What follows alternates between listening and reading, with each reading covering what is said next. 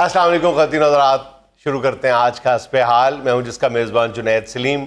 नाज़रीन, शो का आगाज़ कर रहे हैं मौसीकी के 3 मुख्तलिफ अखाड़ों के नामवर पहलवानों की खूबसूरत बातों से। जी अस्सलाम वालेकुम सर।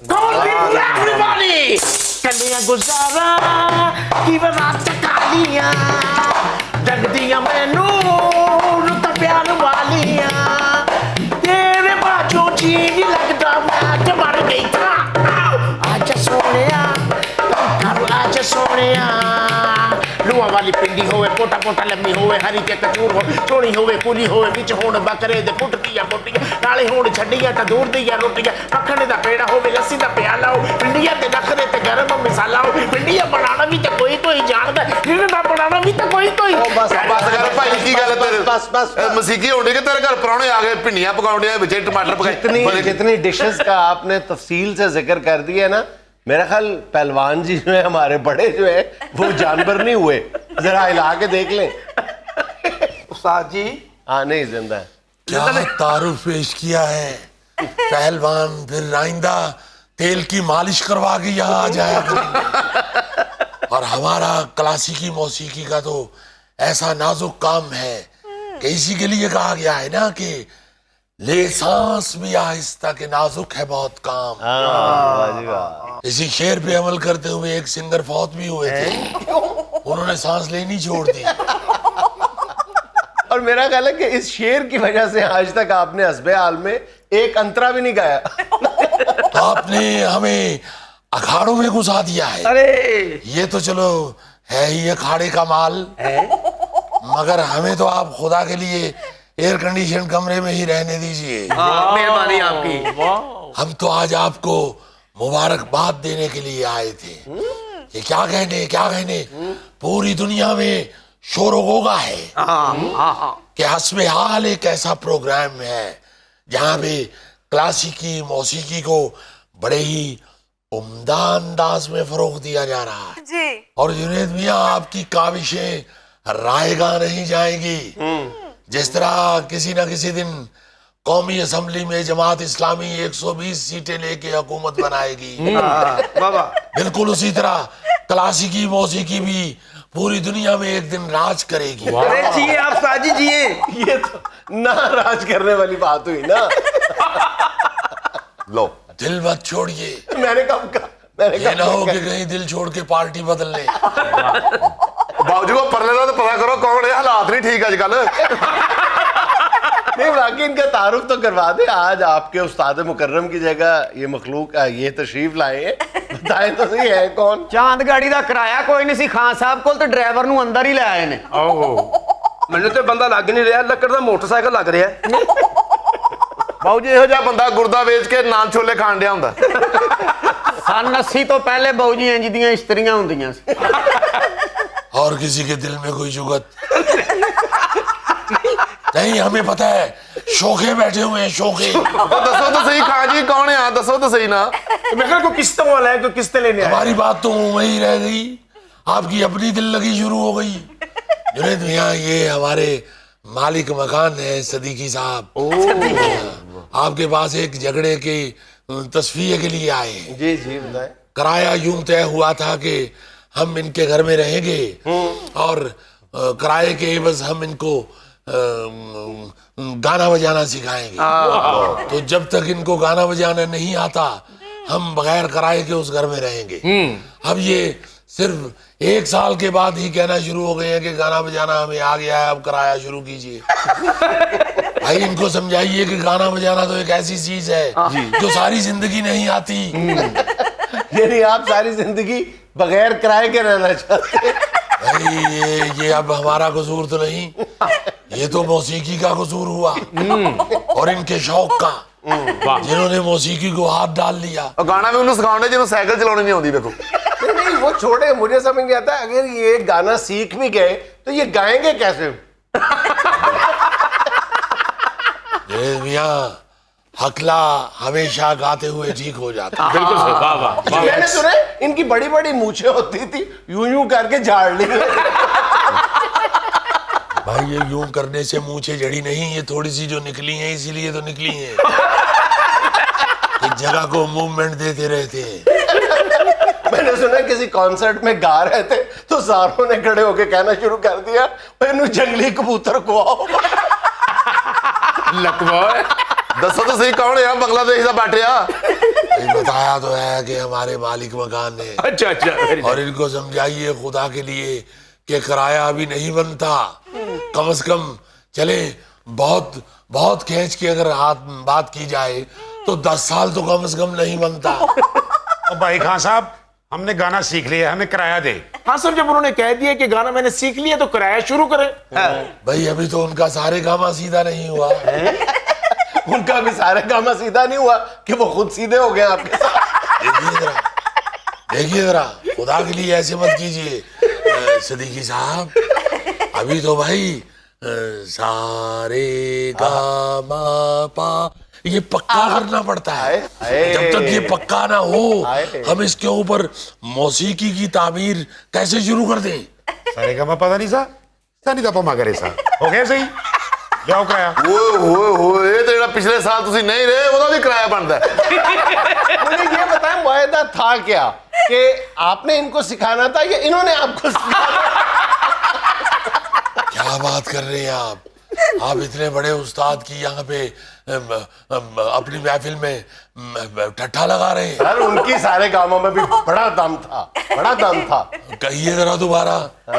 सारे का पता नहीं सा सानी दा पमा करे सा। बस देखिए ये जो है ना सारे का पादा नहीं सा सारी का पादा नहीं सा, ये हाथ छोड़ के कहना पड़ता है। आप हाथ छोड़ के नहीं कह रहे। सारे का पता नहीं सा सानी दा पमा करे सा। देखिए इनकी साथ गर्दन हिल रही है। गर्दन एक जगह गर्दन खड़ी करके कहना पड़ता है। सारे का पता नहीं सा सारी दा पमा करे सा। सारे का पता नहीं सा सानी दा पमा करे सा।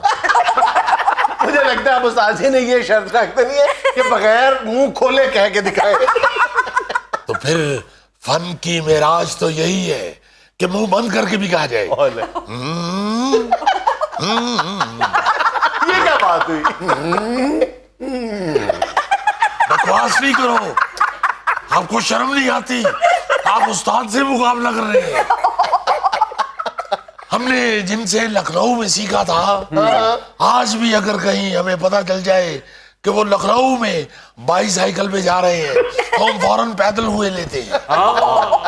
बाबू जी महफिल मसीकी हुंदी इत्थे गाउण आउने इत्थे अब बाबे दी गल्लां ही नहीं मुकदियां, कहानियां ही नहीं मुकदियां किते।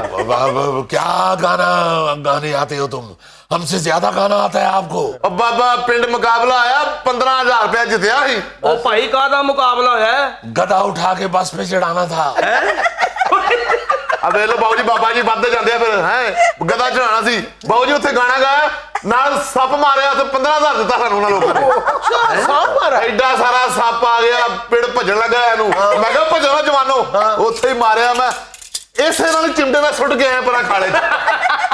उस्ताद हुरां ने कहा सप दब दे। मैं कहा नहीं सन्यासी नूं 2000 दा बेचांगे। कैसा बताएं आप? हाँ, मौसीकी की मौसीकी 1122 की 1122। लो भाई ये मसला भी हल हो गया जी। हम सारी जिंदगी से ये सोच रहे हैं कि इस सांस का मौसीकी के अलावा भी कोई फायदा जरूर है। आज पता चला कि सांप फेंकने के काम आता है। लो जी बाबू जी मसीकी पेश कर रहे हैं। चावा जोड़ी वाले तेरी किंग दी तार की कहंदी है? की कहंदी है उस्ताद जी? असा जान के मीट लई असले असा जान के मीट लई असले झूठी मुठी दा पाले आई कख में तू साडे वाल क्यों नहीं तकदा? तू साडे वाल क्यों नहीं तकदा? तू साडे वाल क्यों नहीं तकदा? ओए तक साडे वाल। कैसे बदतमीज सिंगर हैं। अच्छे भले खूबसूरत नर्मो नाजिक गाने को क्या बदतमीज करके रख दिया। उसने रिक्वेस्ट की हुई है साढ़े वाल तक सजना, उन्होंने उसको धमकी बना दी है साढ़े वाल क्यों नहीं तकदा। और बाबा पिंडा च गाना जरा तिखा करके सुनाईदा है। ले तिखा करके तू हरी मिर्चा खा के गाना। ओ भाई मैनू ना जुगता करी खासा मैं तेरे बाकी दे वाल भी पुट के ना पीपे सुट देने आ।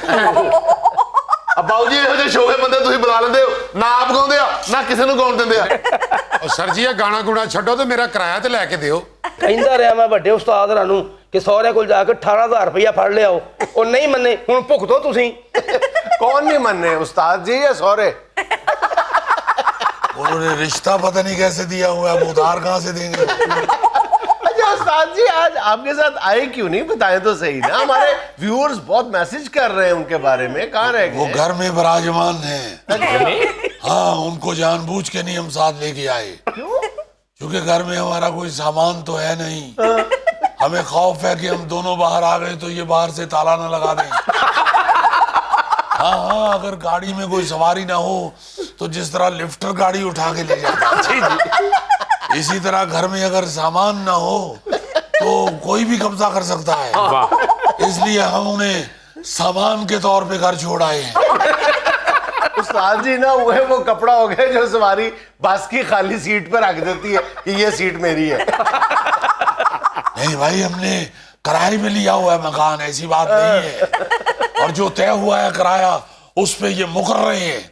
ये अब अगर गाना ही नहीं अभी आएगा तो हम कैसे इनको किराया दे दें?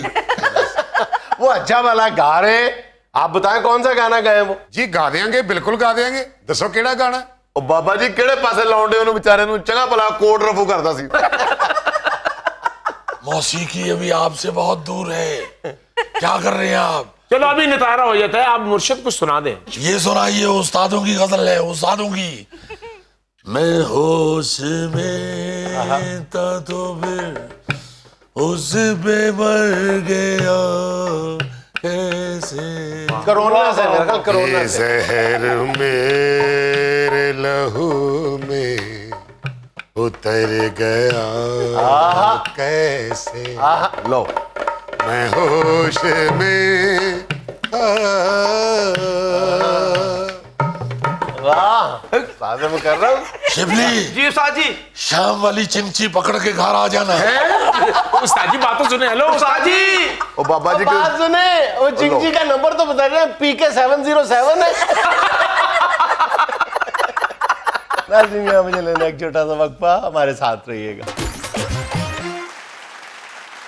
अच्छा भाईजान, अगले हफ्ते 12 अगस्त को नौजवानों का आलमी दिन मनाया जा रहा है। वाह वाह वाह वाह। और हम अक्सर इस मौजू पे बात भी करते हैं, और इस दिन के मनाने का जो मकसद है, जो अक़वाम मुत्तहिदा बताता है और उसकी प्रायोरिटीज़ में भी है कि नौजवानों को अपने पैरों पे खड़ा होने का सलीका और तरीका बताया जाए, उनको कारोबार की तरफ मतवज्जो किया जाए, उनको अपने पैरों पे खड़ा किया जा सके। हम भी अक्सर व बेशतर ये कहते हैं कि ये जो रुझान है हमारे यहाँ कि जैसे ही BA किया, बल्कि BA तो बहुत बड़ी बात है, बच्चा जैसे ही मैट्रिक या FA कर लेता है तो वो इस बात को अपना हक समझता है कि माशरा मुझे मेरी तवक्को से 10 गुना बढ़ के कोई नौकरी ऑफर करेगा। डिप्टी कमिश्नर जी से साहब। इसी लगा देगा। लेकिन हकीकत की जो दुनिया है वो बड़ी तल्ख है, और पाकिस्तान जैसे गरीब मुल्क में तो बहुत ही तल्ख है कि यहाँ पे तो एक जो क्वालिफाइड लोग हैं, हाईली क्वालिफाइड लोग हैं, उनके लिए कितने मुलाजमत के मौके मौजूद हैं वो भी हमें पता है। जबकि दूसरी तरफ हम ये हकीकत जो है ये फरामोश कर देते हैं कि ये 22 करोड़ की आबादी वाला मुल्क है। यहाँ पे आप अगर अपने पैरों पे खड़े होना चाहते हैं तो उसका आसान तरीन जो नुस्खा है वो जाती काम है। वो आप कारोबार की तरफ आ जाए। और बार हम इस बात का जिक्र कर चुके हैं, और ये जो एक फजूल टूटी फूटी सी एक दलील है, मजहूल किस्म की एक दलील है, जवाज है कि जनाब मेरे को तो पैसे नहीं है कि कोई भी कारोबार जो है वो पहले दिन ही अरबों रुपए से तो शुरू नहीं किया जाता। ऐसा तो कोई सर इसमें इश्यू नहीं है।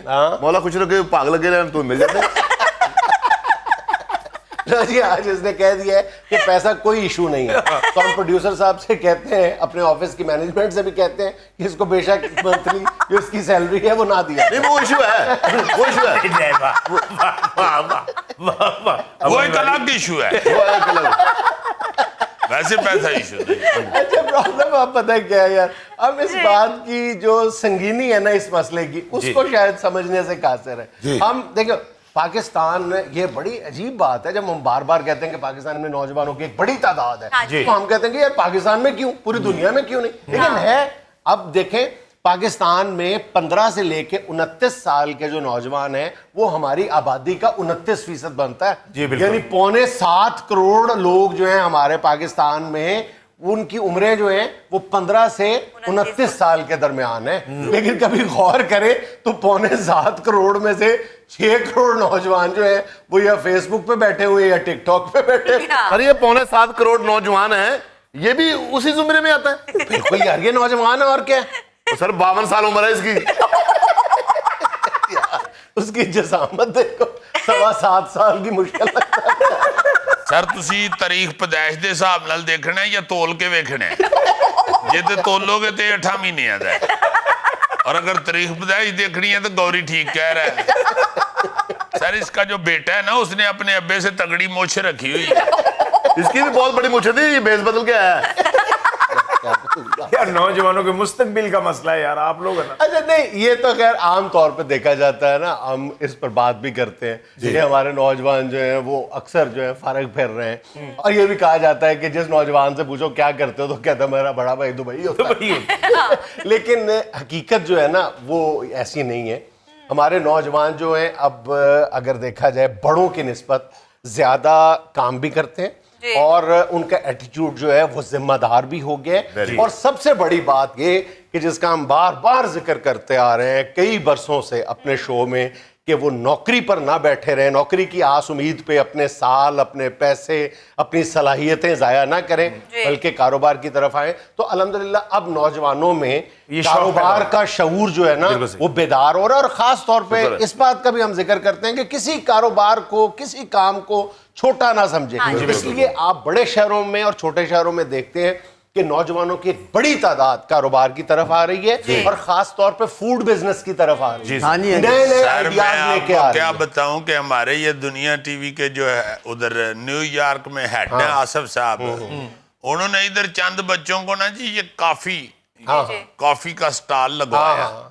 ये अपना पिकअप गाड़ी किसी में वो अब माशाल्लाह होटल डाल के बैठे हुए हैं लड़के बेहतरीन जगहों पे। मेरी इस बात की तस्दीक जो है वो यूएनडीपी की एक रिपोर्ट भी कर रही है जिसके मुताबिक पिछले 2 बरसों के दौरान पाकिस्तान में जितने भी नए कारोबार रजिस्टर हुए हैं उनमें से 70% कारोबार ऐसे हैं जो नौजवानों ने शुरू किए हैं। पिछले माली साल में पाकिस्तान ने तारीख में पहली मर्तबा $2 अरब कमाए हैं आईटी एक्सपोर्ट से, आईटी से, सॉफ्टवेयर से, कंप्यूटर से पहली दफा।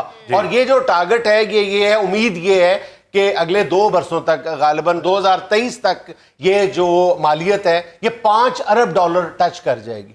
तो ये जो भी हुकूमत ने प्रोग्राम शुरू किया है कामयाब जवान, इसके तहत 315 अरब रुपए के कर्जे दिए जा रहे हैं और उसमें से बड़ी तादाद में कर्जे ऑलरेडी दिए जा चुके हैं और नौजवान इससे फायदा उठा रहे हैं। लेकिन बुनियादी रोल जो है वो उसी सोच का है जिसमें आहिस्ता आहिस्ता तब्दीली आ रही है कि कोई काम भी बुरा नहीं है।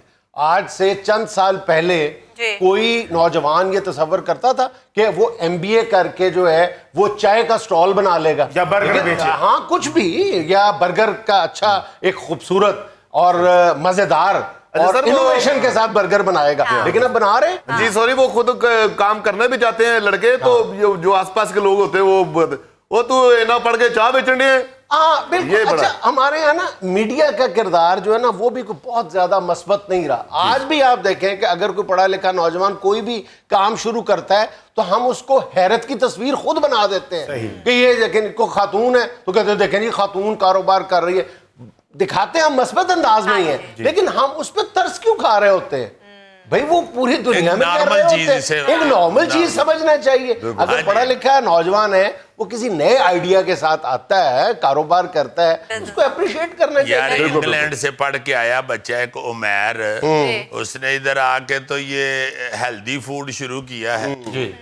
इस किस्म का उसका चल रहा है कि हलाला हुई पड़ी है। आपको ये जो ये स्मार्ट नजर आ रहा है जी ये उसी की मरहून मिन्नत है।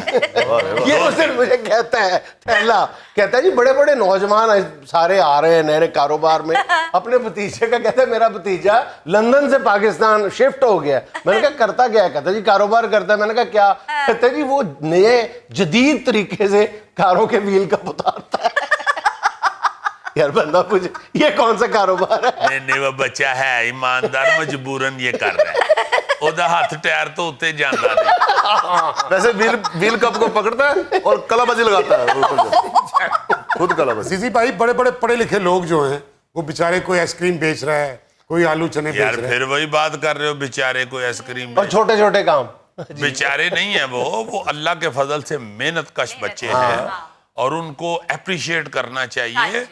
बहुत बहुत बड़े लोग जो है ना जी बाहर के ममालिक में होटलों के मालिक जो हैं और बड़े बड़े 5 स्टार 4 स्टार 3 स्टार होटलों के जो मालिक हैं जी उनके बच्चे उधर रूम सर्विस कर रहे बिल्कुल। इसलिए ये चीजें अब छोड़ दें। अब आपको पता चल गया, पूरी दुनिया को पता है कि ब्रिटिश एम्बेसिडर या स्टेट का एम्बेसिडर जो है वो खुद अपने बाथरूम साफ कर रहे हैं, अपने कमरे साफ कर रहे हैं, अपने बूट पॉलिश कर रहे हाँ हैं, जी। वो पैदल जा रहे हैं। अब ये इस एहसासे कमतरी से निकल आए कि ਉਹਦੇ ਕੋਲ ਵੱਡੀ ਗੱਡੀ है तो ਉਹਦੇ ਕੋਲ ਨਿੱਕੀ ਗੱਡੀ है तो ਉਹਦੇ ਕੋਲ निੱकी ਗੱਡੀ है तो ਉਹਦੇ ਕੋਲ चिबी ਗੱਡੀ है। इस सोच से अब हमारे नौजवान को बाहर निकल आना चाहिए हाँ कि जी, मैं बिल्कुल। जूं ही किसी कॉलेज या यूनिवर्सिटी से फारुग तहसील होऊंगा तो माशरा बाहें खोल के मेरा इंतजार कर रहा होगा, तरह तरह की नित नई मुलाजमतों के अंबार लगे होंगे।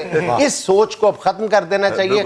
सोचना चाहिए कि मैं ये नहीं कहता कि मुलाजमत बुरी बात है, जाहिर है जो कारोबार करेगा उसको भी मुलाजिम ही दरकार होंगे और आप मुलाजमत के साथ भी कारोबार कर सकते हैं। अब IT का दौर है, अक्सर नौजवान जो है जॉब भी करते हैं और साथ फारिग वक्त में बैठ के वो IT पे अपना कारोबार भी कर रहे होते हैं। देखिए इस वक्त एक अंदाजे के मुताबिक हमारे यहाँ एक नौजवान जो जॉब कर रहा है वो औसतन 39,000 रुपीज कमा रहा है, 39,000 रुपए उसकी तनख्वाह है, जबकि एक मीडियम रेंज बिजनेस करने वाला बंदा जो है वो 1 से 1.5 लाख रुपए कमा रहा है, छोटे या दरमियाने दर्जे के कारोबार से।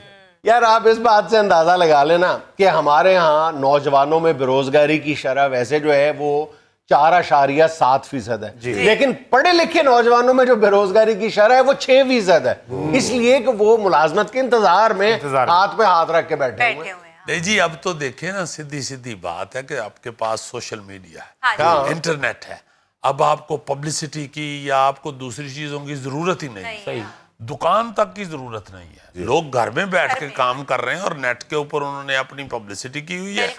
ये बच्चियां बेतहाशा ये बड़े बड़े इलाकों में ये डिफेंस में और गुलबर्ग में और मॉडल टाउन में बच्चियां घरों में केक बना रही हैं, बेकरी बना रही हैं, फूड बना के बेच रही हैं, नेट पे सारा काम कर रही हैं। और ये कोई बुरी बात नहीं है, ये बड़ी अच्छी बात है यार, बहुत अच्छी बात। आज से भाईजान यहाँ से अंदाजा लगा लें, एक वक्त तो होता था कि नौजवानों की जो फीका आमदन थी वो बड़ों की निस्बत या तजर्बाकार लोगों की निस्बत कम हुआ करती थी। अगर आज से 10 साल पहले लगाएं तो पाकिस्तान में फीकस आमदन जो थी वो $1165 थी, जबकि नौजवानों में ये जो मालियत थी फीकस आमदन ये सिर्फ $705 थी, जबकि आज ये फीकस आमदन बढ़ के 1500 समथिंग हो चुकी है, 1500 गालबन 1550, और जो नौजवान है उनमें भी एग्जैक्टली इतनी ही फीकस आमदन है, यानी एक 10 साल पहले आधी हुआ करती थी, आज जबकि वो नॉर्मल जो तो फीकस आमदन है उसके बराबर आ गई हुई है। हाँ जी ये यार हमारे ये मैस कॉम के जो लड़के बच्चे बेचारे मीडिया पढ़ के बाहर निकल रहे हैं वो ऐसे ही परेशान हो रहे हैं। मैंने तो देख के मैं हैरान हो गया हूँ कि इतना स्कोप है इसका हमारी प्रोडक्शंस में, अब ड्रामा प्रोडक्शन फिल्म प्रोडक्शन में सारी बच्चियां काम कर रही हैं और लड़के काम कर रहे हैं, नौजवान पढ़े लिखे बच्चे वो ऐसे भाग दौड़ करके उन्होंने, अब चूंकि फिल्म का या ड्रामे का बजट भी करोड़ों में चला गया और वो उन करोड़ों रुपयों को इतने खूबसूरत अंदाज में वो हैंडल कर रहे हैं बच्चे पढ़े लिखे कि वो पहले नहीं था ऐसे। पहले ड्रेस वाला जो है या वार्डरोब का इंचार्ज कह लें या गेटअप का या ये बेचारे अक्सर अनपढ़ लोग थे, अब पढ़े लिखे लोग हैं। जितने भी नए बंदे आ रहे हैं वो सारे पढ़े लिखे हैं, वार्डरोब का जो ख्याल कर रहे हैं बच्ची या बच्चा पढ़ा लिखा है, वो एक एक चीज को आपको ऐसे कोई प्रॉब्लम है ही नहीं फौरन हल हो रही है। बिल्कुल मुझे बड़ा मजा आया, मेरे जैसे लोग आ रहे हैं, पढ़े लिखे लोग आ रहे हैं। हाँ नहीं पढ़े लिखे तो आ रहे हैं, सड़े लिखे नहीं आ रहे बेटा। उसका मतलब है जो यानी ये बेरोजगारी की सूरत हाल देख के सड़ते रहते हैं, जलते कुड़ते रहते हैं, वो मेरा मतलब, वो मतलब है ना, वही है ना तुम्हारा मतलब। वो शू शू वाला नहीं। नाज़रीन हमने लेना एक छोटा सा वक्फा, हमारे साथ रहिए। अच्छा प्यारे बच्चों, आज जोलॉजी की इस क्लास में मैं जिस मौजू पे बात करना चाहता हूँ तुम चले जाओ उसमें बेशक, मेरा तुम बेशक अब चले जाओ। नहीं नहीं मैं नहीं, शामिल नहीं, हूँ। नहीं, आज- सर इसने प्यारे बच्चों सुन लिया है बस। एक मिनट ये जोलॉजी है सर, इसका क्या काम? आज का जो मेरा मौजू है ना, सर बता दें हमारे लिए मौजू भी है कि नहीं। आज का जो मेरा मौजू है, जब आप सुनेंगे तो आप कहेंगे सिर्फ आप बैठे रहो, बाकी सब चले जाओ। आज का मेरा जोलॉजी के इस पीरियड में मौजू है जी। कौवा। सर जी वही कौआ जो काए काए करता है। नहीं अंग्रेजी बोलते हैं अंग्रेजी। और लता मंगेशकर कौवा कौन सा है, मैंने तो नहीं सुना कभी। करो थर्स्टी काला सा होता, काला सा कौआ। Yes yes. हमारे जितने भी तस्वुरात है ना कौवे के बारे में, उनमें से बहुत सारे जो हैं वो गलत फहमियों पर मबनी हैं, मफरूजे हैं और टोटली गलत है। मतलब जैसे 2-3 हमने कहा कि जी कौवे का मजाक उड़ाया है उसके गाने पे। जी। सबसे पहली बात तो ये है कि कौवा एक बहुत ही जबरदस्त किस्म का सॉन्ग बर्ड है। सॉन्ग बर्ड वो परिंदे होते हैं जो अपनी मादा को लुभाने के लिए, अपनी तरफ मुतवज्जो करने के लिए गाना गाते हैं। तो कौवा भी अपनी मादा की तवज्जो हासिल करने के लिए बहुत ही खूबसूरत अंदाज में गाना गाता है। अच्छा, सिंगर है। जो हमें पता नहीं चलता, हम कौवे की आवाज को करख्त समझते हैं। सर नहीं, कौवे के रंग से पता चलता है कि वो मौसीकी जरूर जानता है। अब हो सकता है कि कौवे की आवाज को सिर्फ कौवी अच्छा समझती हो या समझती हो। अच्छा, फिर कौवे के साथ शुरू से एक ज्यादती ये की जाती रही है कि कौवे के अंदर कई कैरेक्टरिस्टिक्स ऐसी पाई जाती हैं जो दूसरे जानवरों और परिंदों में पाई जाती हैं, तो हम उनको उनकी खूबियां शुमार करते हैं। हालांकि वही जो औसाफ हैं वो कौवे में पाए जाते हैं, तो हम उनको मनफी रंग दे देते हैं। जैसे जहानत, हम कौवे की जहानत को मक्कारी और चालाकी समझते हैं, जबकि दूसरे जानवरों में, दूसरे परिंदों में हम उनकी उसको जहानत समझते उसको हैं, खूबी कहते हैं। यानी कि खूबी सर कहते हैं। वो जो प्यासे कौवे में पत्थर डाल डाल के पानी ऊपर लाता। एग्जैक्टली, कौवा वो वाहिद परिंदा या जानवर है जो न सिर्फ ये कि औजार या हथियार इस्तेमाल करता है बल्कि इजाद भी करता है, सर जान बनाता भी है। जान दियो किथे तुसी गड्डी थले कौवा वड़ के ते गड्डी ठीक कर दिया देख लिया। कौवे पर होने वाली बच्चों जितनी भी दुनिया भर में तहकीकें हैं, उनसे पता चलता है कि कौवे के साथ ये ज्यादतियां पूरी दुनिया में सरजद होती नहीं है। कौवों के बारे में हमारे जो ख्यालात हैं वो 100% दुरुस्त नहीं है। मसलन ये कि हम कौवों का एका तो हम मानते हैं, लेकिन हम इंसानों का उसको दुश्मन समझते हैं। हालांकि वो सिर्फ एक चीज का दुश्मन है, उसकी जो जहानत है वो बाज दफा गलत इस्तेमाल हो जाती है। आप यूं समझ लें कि वो अपनी जहानत का ज्यादा इस्तेमाल जो है वो अपनी खुराक के हसूल के लिए करता है और बाज दफा चोरी तक नौबत पहुंच जाती है। वो दूसरों परिंदों और जानवरों की चीजें खाने की चोरी कर ले। ये चालाकी हो जाती है सर। सर सिर्फ चोरी नहीं करता, ये तो आप माने कि बड़ा जालिम है। छोटे परिंदों के अंडे पी जाता है, अंडे, हाँ। जुल्म करता है बड़ा। परिंदे बाकी खत्म हो जाते हैं जहाँ पे कौवे हों। अच्छा, ये जो कौवे पर ये इल्जाम है ना कि वो दूसरे परिंदों के अंडे पी जाता है, ये सिर्फ कौवा ही नहीं करता। अच्छा, बहुत सारे परिंदे हैं जो छोटे जानवरों के साथ ये जुल्म रवा रखते हैं, जिसका दाव लगता है। जिसका दाव लगता है, लेकिन असल नाम बात। कौवे का लग जाता है। हाँ, ओए होए। अच्छा देखो मेरी बात उन्होंने कही है, देखें सर ने। अच्छा, फिर ये है कि कौवे के बारे में, कौवे की जो वफादारी है वो भी आज तक कभी कौवों का एका तो मशहूर है आपस में, और वो वाकई हम जानते भी हैं। और कौवों का एका इतना जबरदस्त है कि बाज जगहों पर कौवों को एक दूसरे को यानी कि उनके मरने के बाद ताजियत करते देखा गया है, उनको दबाते देखा गया है। ये तो कुरान पाक में भी है ना, कौवे का जहां पे जिक्र आया है कि काबील ने जब हाबील को कत्ल कर दिया था तो अल्लाह ताला ने एक कौवा भेजा था और उसकी हरकत से पता चला था कि काबील को कि मैंने अपने भाई की लाश को यूं दफनाना है, उसको दफनाने का ही नहीं पता था।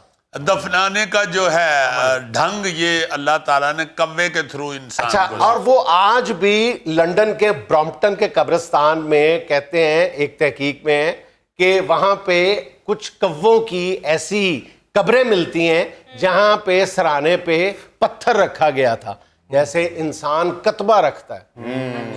सर जी, तो सर जी मैं सवाल मैं कर रहा हूँ कि बिजली से कौवे ज्यादा मरते हैं जब बिजली नहीं थी तो फिर कैसे मरते थे? अरे ये भी बड़ा दिलचस्प सवाल है कि इंसानों की एक चीज कौवा सबसे ज्यादा चोरी करता है जहां पे वो किसी कॉलोनी के अंदर रहता है। वो पता क्या चीज है? क्या जी? ये कपड़े लटकाने वाला जो हैंगर होता है ना, ये चोरी करता है कौवा। अच्छा, ये चोरी करके कौवा करता क्या है? आमतौर पे खवातीन हैंगर से कपड़े लटका के बालकनी में खुश करने के लिए लटका देती हैं, और जिन घरों में मर्द ये काम सर अंजाम देते हैं तो मर्दों को भी पता ही है। अच्छा, मगर ये कौवा क्यों ले जाते हैं? इन्हें केड़ा अपनी शर्ट टंगनी है? अब मैं बताता हूँ कि कौवा करता क्या है हैंगर का। कौवा अपना ये जो हैंगर चोरी करके आमतौर पे बिजली की तारों पे या दूसरी किसी जगह पे लटका के उसके इर्द गिर्द जो है वो अपना घोंसला बनाता है। यानी घोंसला वो अटैच करता है, लटकाता है अपना घोंसला इससे, हैंगर के ऊपर। हैंगर से। वाह वाह, क्या उन्हें बटना वाला घोंसला बनाया। सर, ये जो आप कह रहे हैं कि कौवा वफादार भी होता है, कौन से कौवे को आपने दूसरे कौवे के आगे खड़े होकर गोलियां खाते देख ली? मैं बताता हूँ, बहुत कम परिंदे ऐसे हैं जो सारी जिंदगी नर जो है वो एक मादा के साथ गुजारता है। कौवा इज वन ऑफ देम। अच्छा, यानी कौवा एंकरी कर सकता है। गुड। कौवा अपनी एक ही मादा रखता है सारी जिंदगी आमतौर पे। सर कौवा व्हाइट कलर का भी होता है? यस, कौवा व्हाइट कलर का भी होता है। ये भी कौवे के साथ जाती है कि शायद हम सारे अंदर से थोड़े थोड़े रेसिस्ट हैं जी। हालांकि कौवा एक बहुत खूबसूरत परिंदा है। आपको उसकी काली रंगत में भी जब वो धूप उस पर पड़ती है तो वो एक खूबसूरत नजारा देता है कौवा। मैं माफी चाहता हूँ, मुझे गौरी से मोहब्बत ही उस दिन हुई थी जिस दिन मैंने कौवे को धूप में चमकते हुए देखा। हाय हाय हाय हाय। अच्छा, फिर जो कौवे की हम जहानत की बात करें ना, तो कौवे के जो दिमाग का साइज होता है वो तमाम परिंदों से बड़ा होता है, यानी उसके जिस्म की निस्बत, उसका जो तनासुब है, बल्कि चिंपैंजी के दिमाग जितना होता है जिस्मानी तनासुब के साथ, जितना यानी जिस्म के तनासुब के साथ चिंपैंजी का दिमाग होता है। और जाहिर है कि चिंपैंजी को तो कहते हैं कि वो इंसान जितना अक्लमंद होता है। तो एक कौवा जो है उसके दिमाग का साइज भी सब जानवरों और परिंदों से बड़ा होता है। सर, ये कौवा कलरों में भी पहचान कर सकता है? कलर का तो मुझे पता नहीं है, लेकिन अगर कोई इंसान उसको तंग करे तो वो उसको याद जरूर रखता है, बल्कि बाकी कौवों को भी बताता है कि ये था वो बंदा जिसने हमें मारा था। सर, ऐसा तो देखने को मिला जो तंग करे वो गली में निकले तो तमाम कौवे इकट्ठे होकर शोर मचाना शुरू कर दें। हाँ, अच्छा, कौवे कलर का क्यों तुम पूछ रहे थे? तुमने कौवे के लिए कलर पेंसिलें ली हुई है? अच्छा, कौवे के बारे में एक बहुत ही आपको दिलचस्प बात बताऊं। कौवा वो वाहिद परिंदा है जो अपना शिकार करने के लिए बेट करता है, यानी चारा फेंकता है। अगर बाज इलाकों में जहां पे कौवा मछली पकड़ता है तो वो आमतौर पे कोई खाने पीने की चीज जो है वो पानी की सतह पे फेंकता है, फिर जब मछली आती है तो उसको दबोच लेता है और अपना काम यूं निकालता है। कई इलाकों में देखा गया है कि अखरोट कौवे के पास है, लेकिन उसको तोड़ेगा कैसे? जैसे पानी मिल गया कौवे को, जो कहानी हमने पढ़ी, लेकिन उसे वो पी नहीं पा रहा था तो उसने पत्थर फेंक के पानी ऊपर किया। तो कौवा उस अखरोट को सड़क पे रख देता है, कोई गाड़ी गुजरती है उसके टायर के नीचे आके वो अखरोट टूट जाता है, तो फिर कौवा उठा के मजे से नहीं तो सर, अखरोट रख के सड़क के ऊपर तो गाड़ी वाले को फोन करता है, लंघ जाओ। नहीं, गाड़ी वाला अंधा होता है, गाड़ी वाला अखरोट देख के रोक लेता है कि यहाँ से नहीं गुजरना। नहीं, अगर उस सड़क से गाड़ी गुजरती ना हो तो फिर? क्यों नहीं, वो पागल है, उसको पता नहीं चलता कि यहाँ से गाड़ियां गुजर रही। सर, मैं तो लाफ्टर ले रहा हूँ, अपने रटाई डाल बल्कि कौवों ने उन शेख साहब के खिलाफ भी एका कर लिया था जो रोजाना उस सड़क से गुजरते थे जहां पे कौवे अखरोट फेंकते थे। शेख साहब अपनी गाड़ी से निकलते थे, बड़े इत्मीनान से अखरोट उठा के जेब में डालते थे, चल पड़ते थे। अच्छा, कौवे की एक और खूबी का एतराफ़ बहुत कम किया जाता है या लोगों को कम इल्म है उसका, और उसका क्रेडिट आमतौर पे तोते को दिया जाता है। वो है इंसानों की नकल उतारना। जी, सारे कौवे जो हैं वो इंसानों की नकल नहीं उतारते, लेकिन बहुत सारे कौवे जो हैं वो इंसानों की बड़ी खूबसूरत नकल उतारते हैं। अच्छा। सर जी बिल्कुल आप सही कह रहे हैं, मैंने एक कौवे को ऐसे करते देखा। आपने ऐसे करते देखा है? मैंने उसको कई दफा ये कहते सुना, ओए होए होए, असी तो सुन नहीं सकते। गौरी, घबराओ ना, चिट्टे काम भी होते हैं जो कहते हैं कि खुश रहें, खुश रखें। दोस्ती पक्की। यहाँ मुझे लेनी एक छोटी सी कमर्शियल ब्रेक, हमारे साथ रहिए।